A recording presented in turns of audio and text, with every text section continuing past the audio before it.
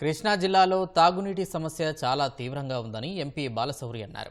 తాగునీరు సమస్య లేకుండా చేసేందుకు జిల్లాను ఒక యూనిట్గా తీసుకుని ప్రత్యేక ప్రణాళిక రూపొందిస్తున్నామని తెలిపారు.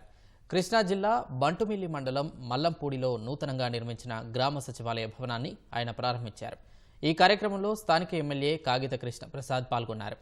తాగునీటి సమస్యపై గ్రామస్తులు విన్నవించుకోగా బాలశౌరి వెంటనే స్పందించి ఓవర్ హెడ్ ట్యాంక్ నిర్మాణానికి ఎంపీ నిధుల నుంచి 35 లక్షలు మంజూరు చేశారు. కృష్ణా జిల్లాలో మంచినీటి సమస్య చాలా తీవ్రంగా ఉంది.